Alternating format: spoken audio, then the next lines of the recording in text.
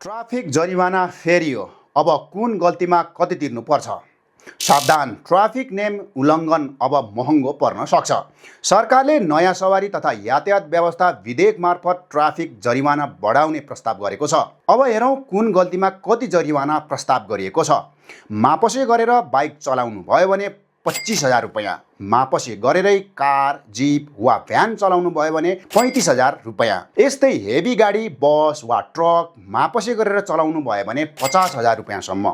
सवारी चलाउँदा मोबाइल चलाउनु भयो भने 10,000 रुपैयाँ। वान वे प्रवेश, लेन मिच्ने, फुटपाथमा सवारी चलाउने वा इन्डिकेटर नदिई लेन परिवर्तन गरेमा 10,000 रुपैयाँ लाग्नेछ। रातो बत्ती वा ट्राफिक सङ्केत उल्लङ्घन गरे 3,000 देखि 5,000 सम्म जरिवाना लाग्नेछ। त्यस्तै कालो सिसा वा बाहिरबाट नदेखिने गरी सिसा ढाकेर सवारी चलाएमा 1,00,000 रुपैयाँ जरिवाना तिर्नुपर्ने हुन सक्छ। जेब्रा क्रसिङ प्रयोग नगरी सडक काट्ने पैदल यात्रीले पनि अब 500 रुपैयाँ तिर्नुपर्नेछ। सबैभन्दा महत्त्वपूर्ण कुरा के छ भने यी जरिमानाहरू अहिले प्रस्तावित मात्रै हुन्, अन्तिम रूपमा लागू भइसकेका छैनन्।